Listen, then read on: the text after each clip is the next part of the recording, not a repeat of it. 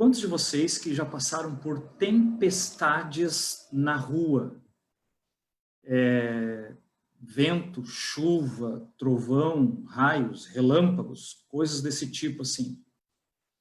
Eu não sei quantos de vocês aí que já tiveram essa experiência já, mas, ok, tem gente levantando a mão que já passou, né? Deixa eu mudar minha tela aqui para eu ver vocês. A gente não consegue ver as pessoas que estão nos acompanhando no Face, mas a gente consegue ver vocês. Bom, para ver vocês, né? A maioria está com a tela fechada. Mas tá bom aí, né? A irmã Rosane levantou a mão, né? Sabe que de todas as tempestades, eu gosto de ver o poder da tempestade. É uma coisa assim que eu curto, sabe? A natureza ela é muito forte, demais mesmo. E isso daí é legal quando a gente consegue ver um pouco desse poder da natureza. De todas as tempestades assim que eu já passei, algumas de carro até assistindo, né, de dentro do carro a tempestade, esperando passar para continuar a viagem, às vezes a gente sente assim o vento chacoalhando o carro, né, dá aquele medinho assim, mas eu acho que de todas elas, eu acho que a mais interessante para mim foi lá perto de Caçapava, que nós estávamos acampados, e em cima de montanhas, montanhas de pedra. Alguns de vocês aí já foram para lá com a gente. E a tempestade, os trovões, os raios, assim, eles eram tão fortes que o chão tremia. Mas o chão que tremia era, quem conhece lá, né, quem já foi lá sabe, né, é uma pedra só e em cima dessa pedra tem tudo, né, tem casa, tem árvore, tem tudo. Né? Então, quando o chão treme, é a pedra inteira que está tremendo, né? É gigantesco o lugar. E a gente sentia aquele chão tremendo. Parecia que ele ia sair debaixo dos nossos pés ou de debaixo da nossa barraca. Eu nunca passei por uma situação assim de um terremoto, onde acontece alguma coisa semelhante, né? É muito normal a gente se assustar numa situação dessa. Eu confesso para vocês que eu fiquei assustado nesse lugar lá. A tempestade foi muito forte mesmo. E a sensação assim de ver o chão tremendo assim, né? Eu fiquei pensando, gente, essa tempestade, ela nos deixou pequenininho assim, bem pequenininho dentro da barraca, com bastante medo. E eu fiquei imaginando o poder que Deus tem, porque Deus ele controla a natureza com muita facilidade. O poder de Deus não pode ser comparado ao poder da natureza. O poder de Deus é algo muito maior. Muito maior. A gente não tem ideia do poder de Deus. Então, quando eu passei por aquela situação ali, né, a gente pôde imaginar assim a grandeza de Deus. E eu gostaria de passar de novo, viu? Porque a experiência, assim, é inevitável, sabe? Você sentir que Deus é muito maior que aquilo. É uma observação interessante, né? A natureza, ela fala de Deus para nós. A natureza, ela prega de Deus para nós. A natureza, ela impressiona a mente do ser humano a respeito do poder de Deus. São coisas fantásticas. Agora, eu fico pensando assim, os animais no meio dessa tempestade, dessa situação, né? Muitos dos animais que estavam ali, e pássaros e outras coisas assim, eu acredito que eles não estavam com medo. Eles se abrigaram, eles se cuidaram, eles se aqueceram, se tinha algum ninho com ovos, enfim. Eu não consigo ver um passarinho tremendo de medo porque está dando raios e trovões. Ou ele tremendo de medo porque o galho dele está chacoalhando, sabe? Eu não consigo imaginar isso daí. Tem um texto em Mateus, vamos ler o texto de Mateus. Mateus, no início ali, né, do Novo Testamento, o primeiro livro.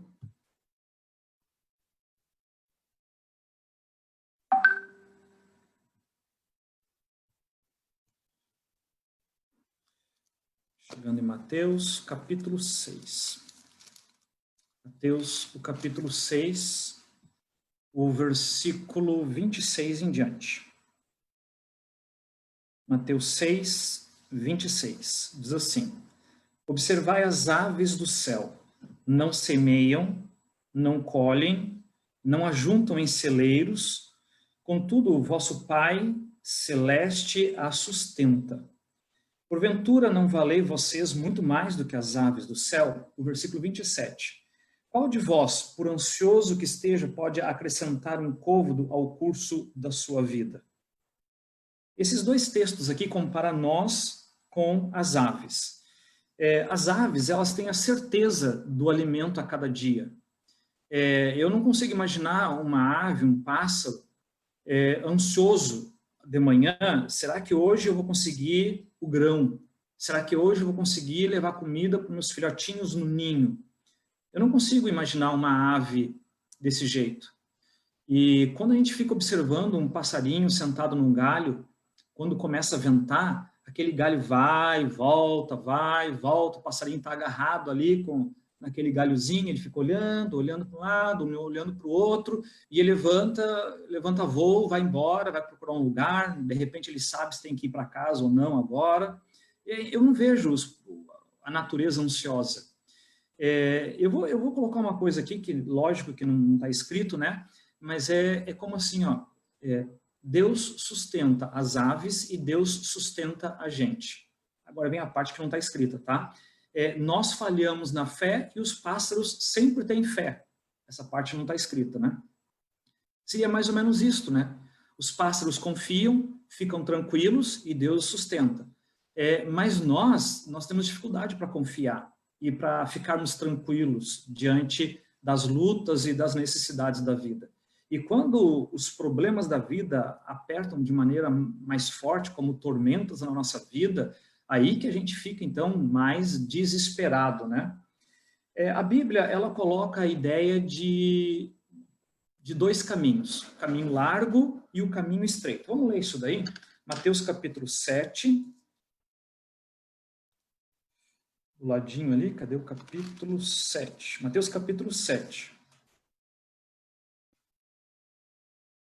Mateus capítulo 7, o versículo 13 em diante. Diz assim: Entrai pela porta estreita, larga é a porta e é espaçoso o caminho que conduz para a perdição, e são muitos os que entram por ela.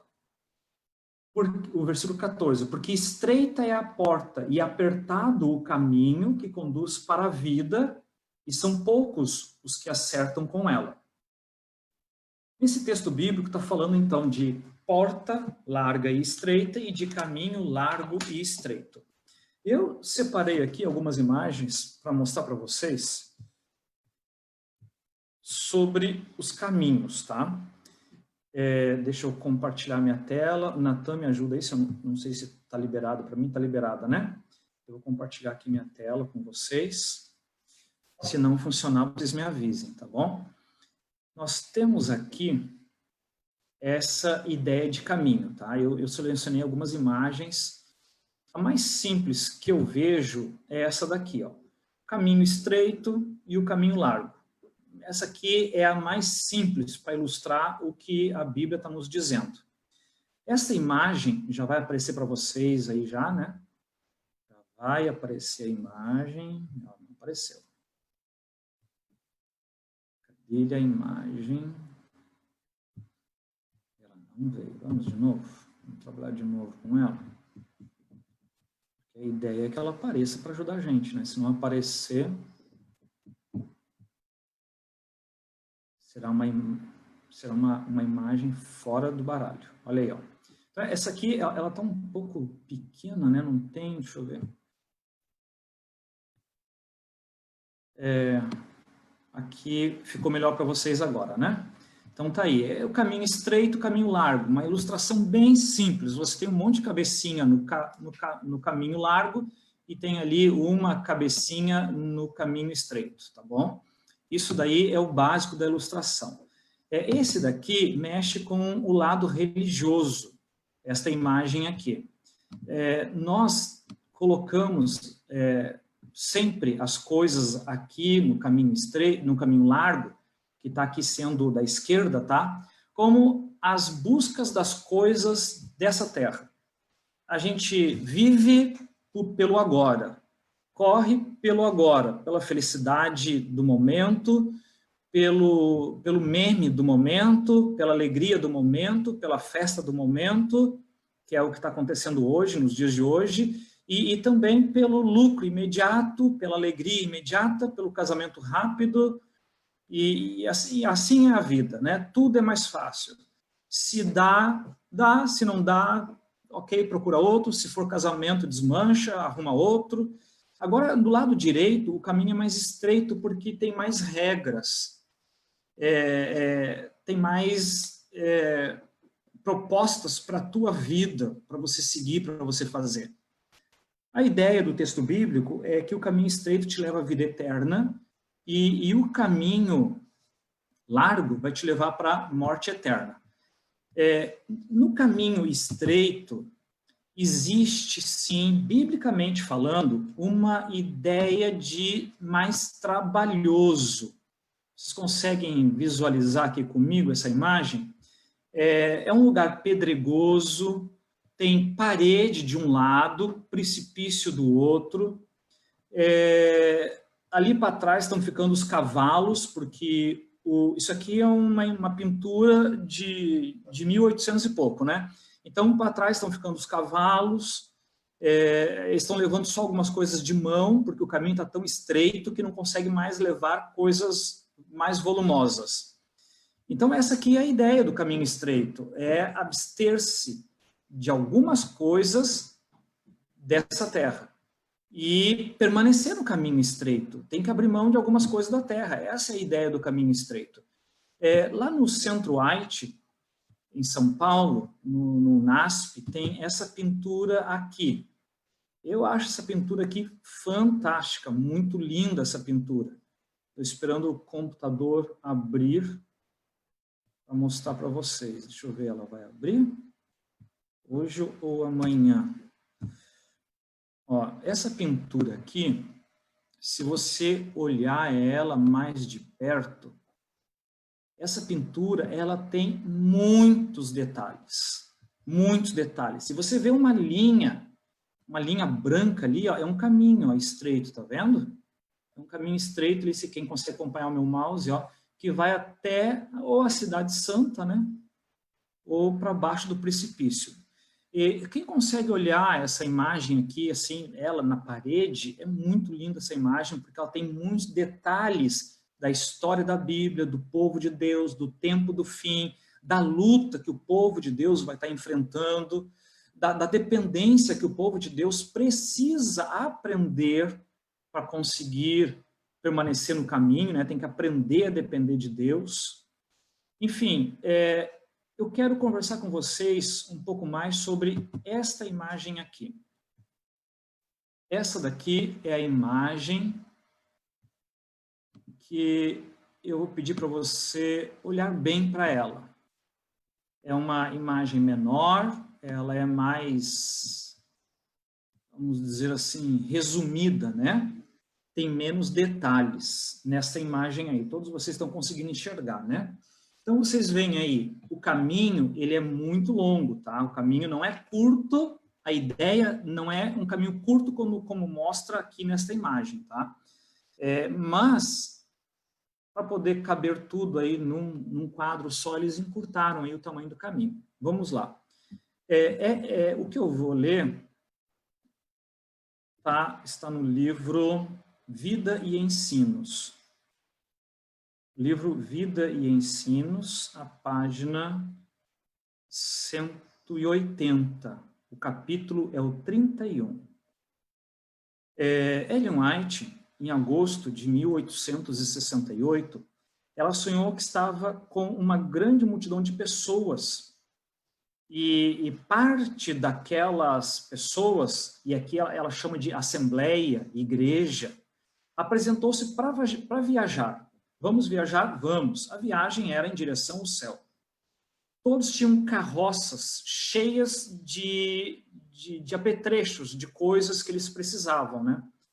Naquela época era muito legal, né? Eles viajavam, era de carroça mesmo, com a família, e o espaço da carroça era maravilhoso, né? Não tem nada a ver com o porta-mala de um carro hatch nos dias de hoje, né?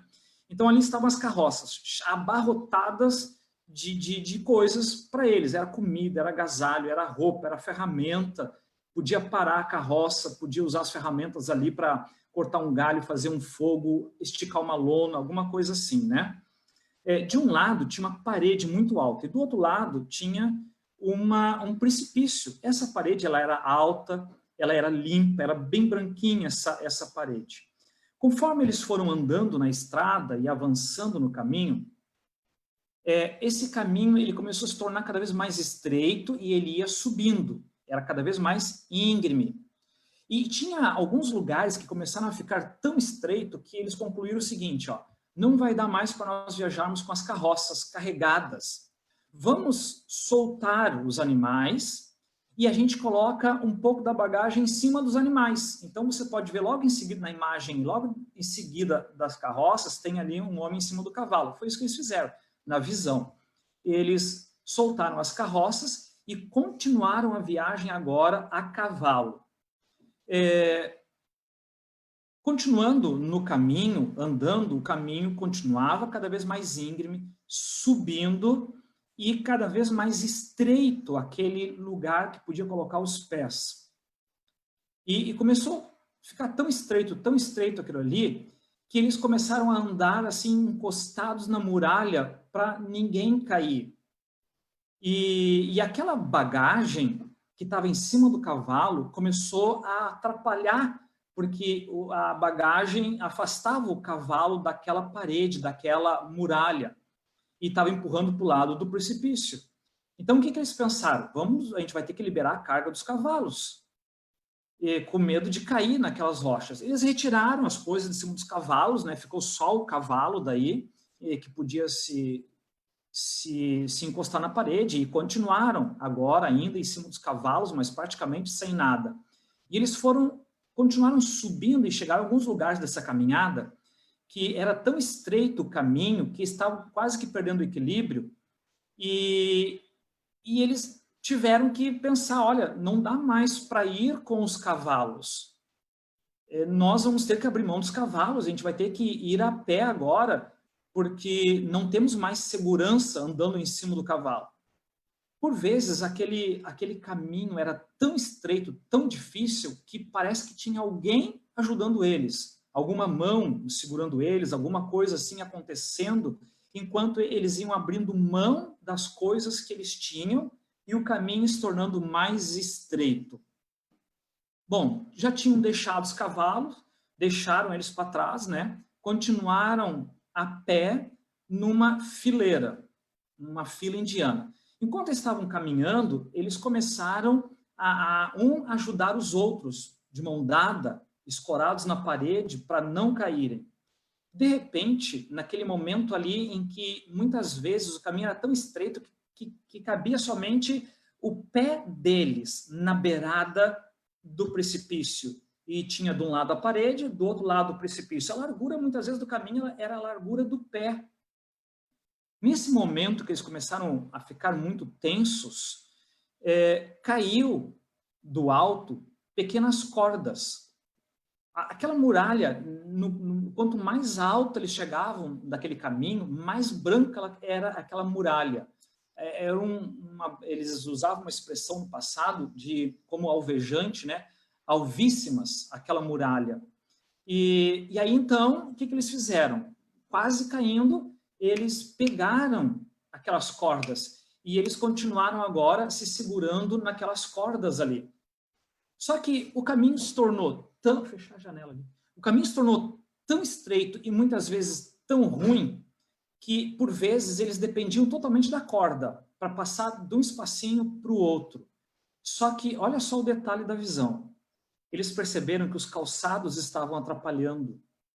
E, com certeza, naquela época, né, na visão que ela estava tendo, a visão se encaixava no contexto dela, da época.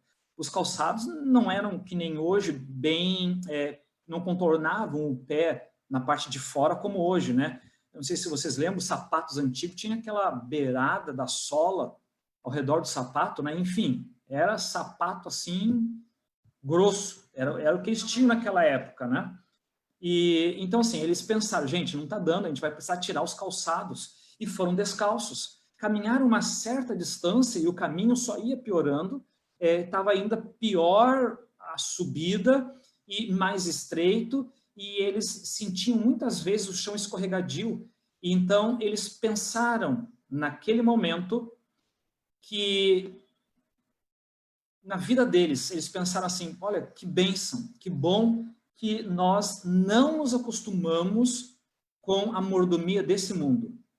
Na nossa vida que nós tínhamos já tinha privação, a vida que nós levávamos já era uma vida de muitas vezes, né, se privando de alguns confortos, se privando de algumas coisas, porque isso seria mais viável para a vida deles. Então, quando eles estavam naquela altura do caminho, já dependendo praticamente das cordas e pensando na vida passada, a vida passada toda foi um preparo para eles chegarem nessa altura do caminho. E eles perceberam uma coisa, como o caminho está escorregadio, seria muito mais interessante agora que nós tirássemos as meias para firmar o pé no chão, sem poder escorregar. E eles fizeram isso, eles tiraram as meias e continuaram no caminho estreito ali, com os pés descalços, o caminho cada vez mais apertado e tinha falhas no caminho, onde eles tinham que passar de um pedacinho para o outro, totalmente dependendo daquelas cordas que vinham do alto, e eles não sabiam quem segurava aquelas cordas lá em cima. Mas eles estavam continuando. Os comentários deles a respeito do caminho era tudo o que aconteceu de problemas no passado, que nós tivemos, que nós passamos, que nós lutamos, as privações que a gente teve que enfrentar, muitas vezes a falta de um local confortável para dormir, muitas vezes a falta de algum alimento, de repente algum alimento um pouquinho mais supérfluo, que não deu para comprar. Toda essa vida deles, eles viram como bênção, porque a vida passada que eles aceitaram, que eles viveram, acabou sendo para eles um preparo para esta caminhada para o céu. E eles agora estavam felizes. Eles continuavam comprimidos assim na muralha, só que teve uma situação bem interessante. Essas cordas, será que nos aguentam? Eles ficavam conversando entre eles. E eles ficavam agarrados na corda com muita firmeza, pedindo a Deus que as cordas aguentassem eles, que as cordas dessem um suporte para eles. Eles agarrados na corda com muita determinação. Enquanto isso, eles ouviam lá embaixo muita alegria, riso, festas tinha lá embaixo, tinha rumor de danças, de orgia, de bebedeira, tinha músicas com palavreado baixo, tudo isso vinha lá de baixo do abismo. O pessoal brincando, pulando, se divertindo. Lá debaixo do abismo também vinha sons de guerra, vinha sons de instrumentos musicais com pessoas dando gargalhada, risada à toa. E eles, olhando para aquela corda agora, que era a única coisa que estava ali segurando eles, e olhando aquilo lá embaixo, o sentimento que eles tinham no coração agora era, nós não queremos voltar lá para esse lugar. Nós não queremos mais estar no meio dessas festas, dessas alegrias supérfluas, dessas coisas que nos levam para a morte. Então, olhando para a alegria do povo lá embaixo, escutando todo aquilo, eles olhavam para a privação deles que estavam tendo ali naquele momento, eles se agarravam mais firme naquela corda, porque eles sabiam para onde eles estavam indo, e eles queriam se conservar no caminho estreito. Eles iam ficando cada vez mais ansiosos, porque o caminho não chegava ao fim. Eles estavam agora pensando, será que isso é correto? Será que nós aqui não estamos fazendo besteira? Enquanto eles tinham dúvidas, a certeza era grande. Este é o caminho. E eles continuavam. De repente, nesta parede, eles começaram a ver na parede marcas de sangue nessa parede. E enquanto eles observavam aquelas marcas de sangue, dava um sentimento de pena. Puxa, a parede muito limpa, muito bonita essa parede. E branca, algo muito branco e manchada com esse sangue. Mas o sentimento de dó da parede manchada não durou muito tempo não no coração deles. Eles entenderam, os que vêm seguindo atrás, lutando, se esforçando, eles vão saber que pessoas já passaram ali pelo caminho estreito e continuaram. Então, aquele sangue nas paredes marcava a vitória de alguns que deram tudo de si para fazer aquele trajeto, aquele percurso. E eles entenderam isso, e isso animava mais eles. Então, eles perceberam que aquele sangue não poderia sair dali, porque estaria incentivando, dando um apoio para aqueles outros que estariam vindo atrás. E enquanto eles caminhavam agora, os pés deles começou a sangrar também, machucando naquelas pedras. E eles começaram a deixar também as marcas de sangue deles naquele caminho. E eles próprios agora estavam deixando as marcas que queriam assim fortalecer, incentivar, dar aquele ânimo para outros que viriam atrás. Pés doloridos, isso já não era mais problemas para eles. Eles não poderiam deixar o desânimo pegar. A caminhada não tinha chegado no fim. E eles sabiam que outros iriam suportar a mesma dor e que não dava para parar agora. De repente, naquela caminhada, eles chegaram a um despenhadeiro. Eu fico imaginando a ponta, né, do precipício. E naquele despenhadeiro que eles chegaram, apareceu uma grande dúvida na cabeça deles. E agora? O que nós vamos fazer? Para onde que nós vamos? Chegou na ponta do precipício. Não tem nada mais para frente. Tem um abismo, vocês podem ver ali, se você consegue visualizar a imagem, né? Tem um abismo, e eles agarrados naquelas cordas. Não tinha mais nada agora para guiar os pés dele, nada para sentar, nada para repousar. E agora eles deviam depender inteiramente agora somente daquelas cordas. Não tinha mais nada de... Opa, caiu aqui o zoom. Não tinha mais nada para eles fazerem agora, a não ser... Deixa eu melhorar o zoom aqui para vocês enxergarem. Aqui. A única coisa que eles podiam fazer agora era depender das cordas. Eles ficaram ali por um tempo perplexos, com angústia, indagando num cochicho bem baixinho assim, que será que está presa essa corda? Será que podemos dar um salto por cima desse abismo? Esse era o pensamento deles. De repente, o esposo de Ellen White, na frente dela, mesmo ele ia vendo à frente, né? Ele ia à frente dela, estava na frente. Ela olhou para ele e viu o estado de suor dele. Ele estava cansado, ele estava vermelho, o pescoço dele estava com ali... Sabe quando a pessoa está fazendo um grande esforço e destaca as artérias no pescoço? É isso daí que Ellen White estava vendo ali no esposo dela naquele momento. Era um gemido, sabe aquele gemido agonizante de quem está fazendo muita força? Era isso que ela estava vendo agora no esposo dela, que estava na ponta do caminho. Ele estava suando, e ela também estava, e ela estava experimentando uma angústia como nunca na vida ela tinha tido.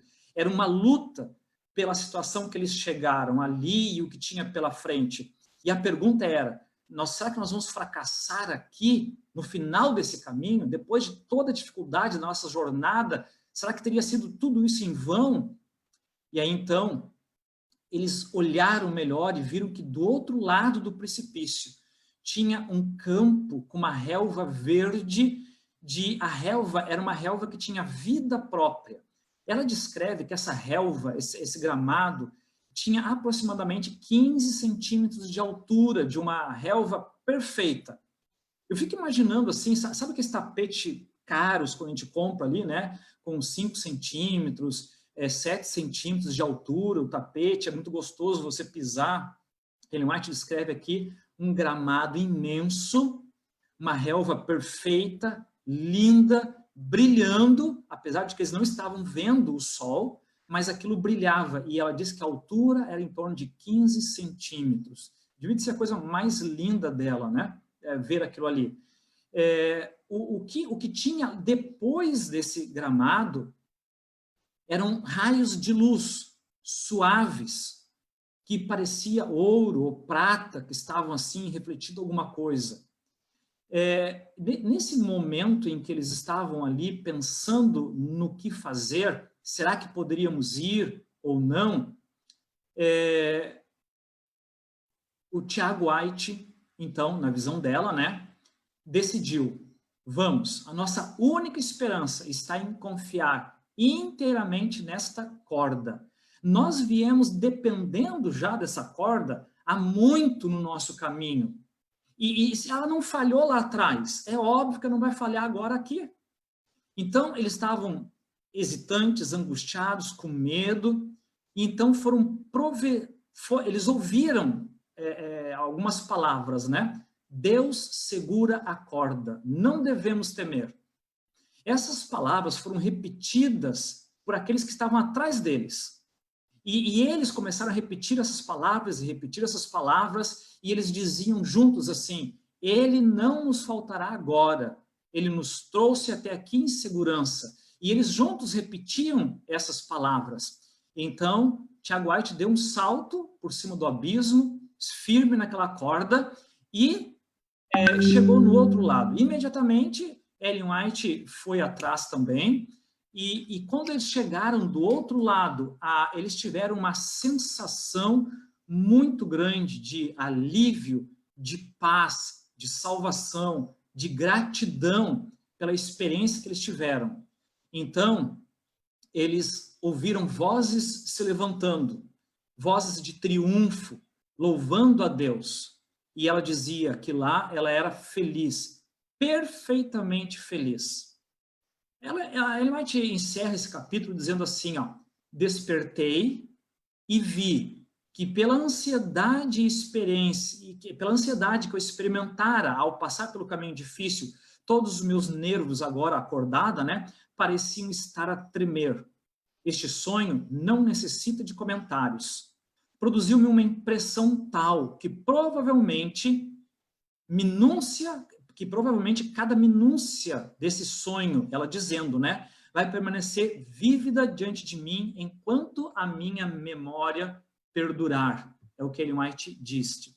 Eu concordo com ela, realmente, né? Esta visão praticamente dispensa comentários. Não tem necessidade de nós comentarmos. A parte mais interessante que eu achei aqui, que ela fala sobre a visão, é quando ela diz assim que, passando agora por aquelas dificuldades no caminho estreito, eles estavam agradecendo a Deus por outras dificuldades que eles tiveram na vida, dias antes, anos antes de eles chegarem no caminho estreito. As adversidades da vida foram providências de Deus para prepará-los para o tempo do fim ou para o caminho do fim. Vamos abrir nossa Bíblia no livro de Provérbios, o capítulo 16. Provérbios, capítulo 16. Ontem, não lembro se foi ontem ou se foi quarta. Não, quer dizer, hoje é quarta, né? Então foi terça ou segunda. Eu estava deitado na cama lá e o Márcio estava do meu lado, falando, né? Aí eu pedi para ele, Márcio, lê a Bíblia. Aí ele, mas eu já li, eu fiz a minha lição, já fiz as minhas coisas todas. Não, quero que tu leia. Mas por que eu tenho que ler? Lê para mim. Aí eu pedi para ele ler Provérbios capítulo 16. Eu já estava preparando essa mensagem, né? Então, olha ali, ó. 16, versículo 1, tá? Diz assim, o coração do homem pode fazer planos, e a gente faz, né? A gente faz muitos planos para a nossa vida. Mas a resposta certa vem dos lábios do Senhor. Nós temos duas opções, seguir os nossos planos sem consultar a Deus, ou seguir os planos de Deus, permitindo que Ele atue na nossa vida. E muitas vezes os planos de Deus acabam não sendo do jeito que nós gostaríamos que fosse. Mas quando Deus prepara alguma coisa para a nossa vida, Ele tá nos preparando não para o mês seguinte, para o ano seguinte, ou quem sabe até para a minha aposentadoria. Não, Deus está olhando tudo isso. Mas a visão dele de planejamento vai além. Deus está olhando para o momento em que nós vamos precisar abrir mão da bagagem desse mundo. que nós vamos ter que abrir mão de muitas coisas desse mundo, do conforto desse mundo, talvez de uma casa confortável, de um ar-condicionado, de muitas outras coisas.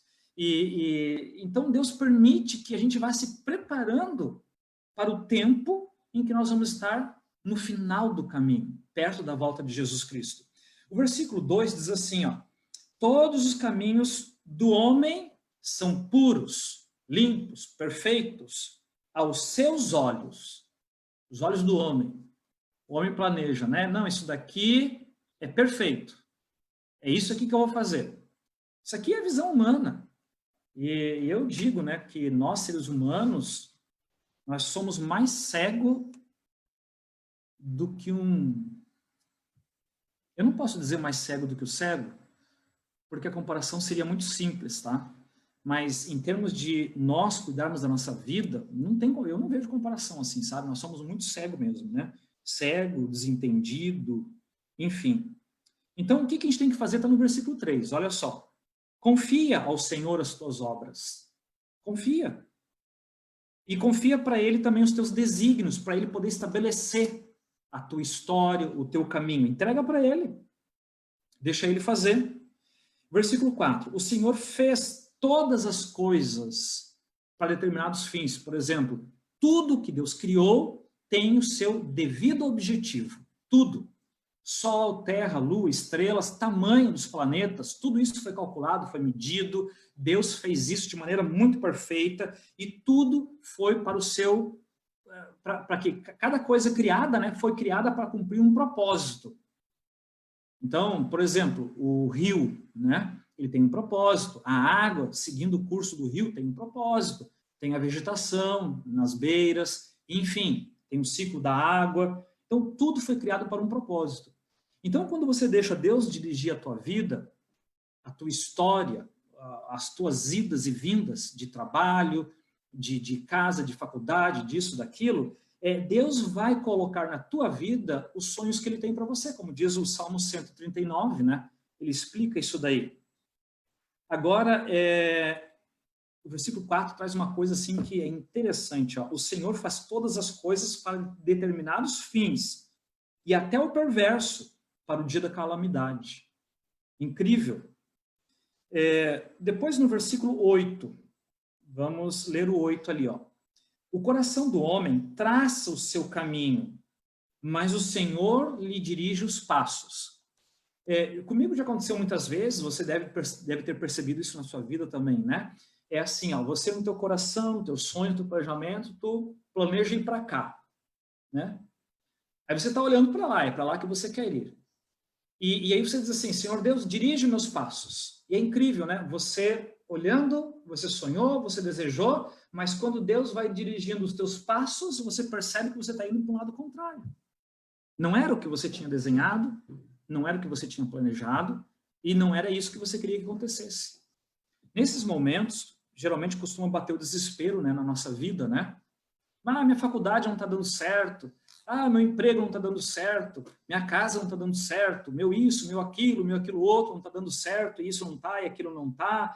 Sabe? E a gente fica temeroso com algumas coisas. Somado a isso, nós temos as lutas da sobrevivência aqui nessa terra. O dinheiro, muitos têm o aluguel, e tem problemas de saúde dentro da família. E quando a família também não tem problema de saúde, vem a pandemia de fora, que te tranca dentro de casa, que também é um problema de saúde pública do planeta, e as coisas elas vão se acumulando, né? E aí você começa a ouvir histórias, porque a minha vizinha morreu, meu parente está com a mesma doença agora, será que vai morrer também? E essas coisas elas vão aumentando, e eu comparo tudo isso àquela tempestade que eu mencionei para vocês no início, lá perto de Caçapava, que eu estava lá. Na verdade, eu estava lá só com a minha família, né? Nós fomos passar uns dias lá das férias lá. E aquele chão tremia tanto, que nós nos sentimos pequenininhos, minúsculos, diante da manifestação de poder que nós estávamos assistindo. Sabe? Nós temos problemas de todos os lados, o inferno que existe é o planeta que a gente mora, esse é o inferno que existe, não existe nenhum outro inferno além deste. O nosso planeta É o caos que o inimigo criou. Não existe nada pior que isso. Então é aqui que estamos. Mas enquanto estamos aqui, o convite de Deus é para nós irmos largando das bagagens desse mundo.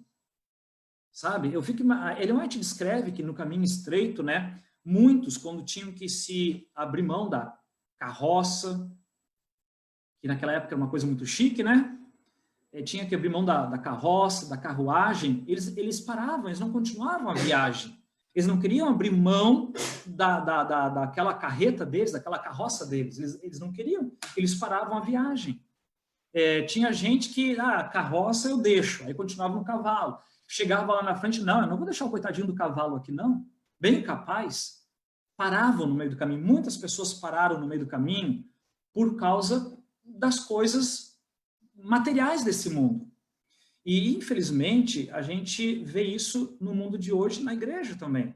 Muitas pessoas abandonam a igreja por causa das coisas materiais do mundo, porque tem medo de ficar sem o emprego, tem medo de não conseguir emprego por causa do sábado, e as pessoas acabam se cercando de um certo... deixa eu achar uma palavra assim, as pessoas vão se cercando de alguns itens que traz para ela uma segurança, falsa segurança. Ela diz assim, eu estou empregado, eu trabalho sábado, mas tudo bem, logo eu vou arrumar um outro que não trabalha sábado. Então, eu estou empregado, eu tenho saúde, isso é uma falsa segurança. A pessoa, no fundo da vida dela, ela não tem nada. É a misericórdia de Deus que está deixando ela permanecer empregada mesmo trabalhando no sábado. E Deus permite, porque a escolha é dela. Sabe, meus amigos, em meio às tempestades dessa vida, incluindo as espirituais na minha vida e na tua vida, nós precisamos aprender a depender daquilo que vem de cima, em primeiro lugar. Depender daquilo que vem de cima. E até eu quero mostrar aqui para vocês uma coisa, né? Nessa pandemia aí, logo depois de março, abril, aí, que teve o isolamento, alguns irmãos perderam emprego, essas coisas assim, né? E eles guardaram os valores de dízimo nas suas casas. E aí veio março, abril, muitos conseguiram devolver o dízimo lá no mês de maio, final de abril, porque eles reconhecem que aquilo ali é de Deus e pertence a Deus. Todas as pessoas que disseram assim, pastor, eu guardei meu dízimo para poder entregar, estava desempregado, alguma coisa assim. Todos que falaram isso foram sustentados por Deus durante a pandemia. E é lógico que eles também passaram por aquela angústia que nem Ellen White descreveu, né? O dinheiro do dízimo está aqui dentro de casa, hoje eu não tenho dinheiro para comprar pão, hoje eu estou passando por uma dificuldade. Deus proveu para todos eles que foram fiéis, Deus sustentou. Só que esse problema que a pessoa passou nesses meses aqui, de dizer assim, o dinheiro está ali dentro, eu preciso comprar pão para o meu filho, para a minha filha, esses que passaram por isso, eles estão se acostumando a segurar na corda que vem de cima. Porque quando chegar lá na frente, tiver que depender unicamente, somente de Deus, eles vão olhar para o passado e vão dizer assim, Deus nunca nos deixou cair. Então, vamos continuar agarrado nele, nessa corda, porque ele vai nos levar até o fim. Ninguém vai adquirir confiança de uma hora para outra na corda que vem de cima, nessa visão, nessa ilustração ali que Deus passou para Ellen White. Não é de uma hora para outra que a pessoa se acostuma a depender de uma corda que não sabe quem está segurando. Então, todos que tiveram lutas até aqui são pessoas que estão sendo preparadas para o que vai vir aqui nessa terra. O que vai acontecer nessa terra aqui ainda é algo indescritível e que Deus não explicou tudo para Ellen White. Ellen White, quando vai falando no grande conflito, nessas coisas que vem no tempo do fim, né, parece que na descrição dela, ela para respirar, porque parece que falta fôlego. Porque as coisas que ela percebeu, que ela viu, que Deus mostrou, são horríveis para o tempo do fim, para os perdidos.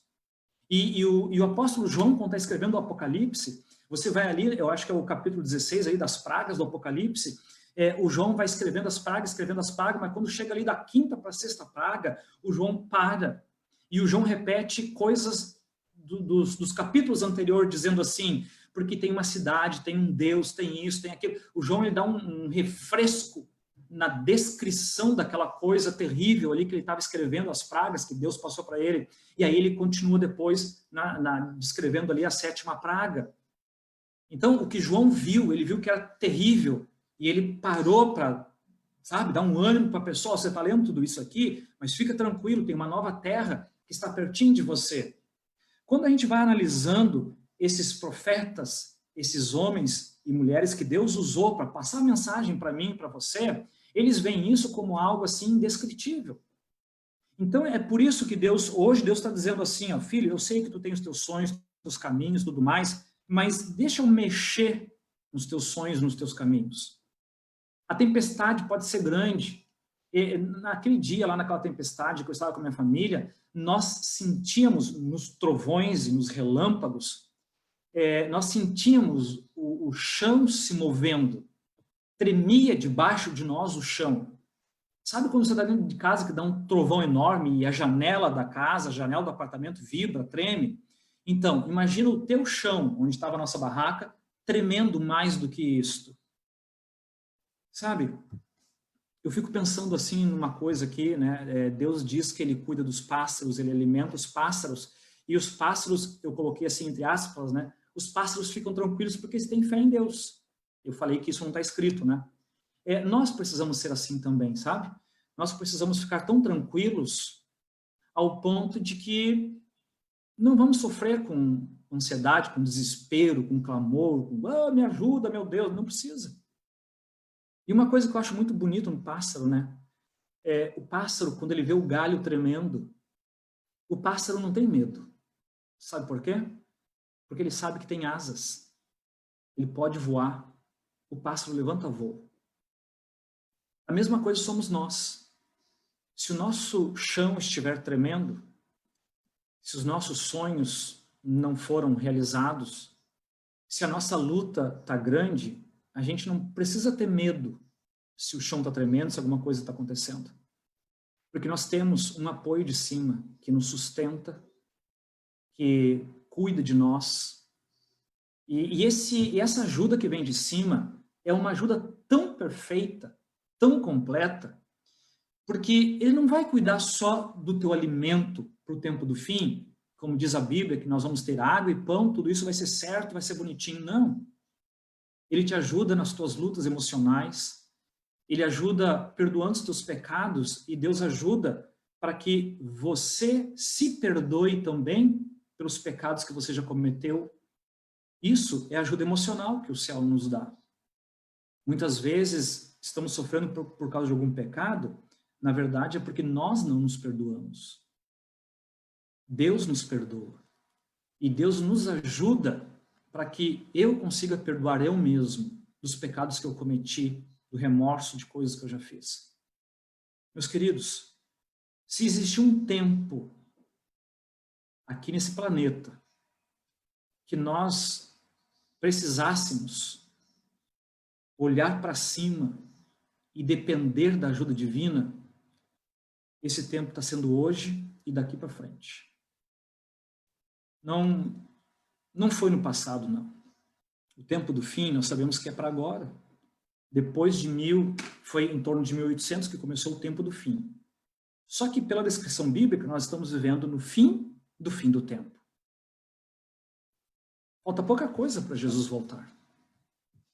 E nós precisamos, sim, desenvolver uma confiança tanta em Deus, que se o nosso galho estiver chacoalhando pela ventania, a gente pode ficar tranquilo como os pássaros, porque em Cristo nós também temos asas.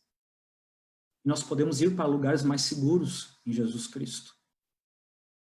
E você vai ter momentos na tua vida em que muitas vezes você vai precisar, não é se apoiar no chão que você tem, ou no pedacinho do chão que aparece ali para ti, caminho estreito, mas você vai ter que se apoiar nas cordas que vêm de cima.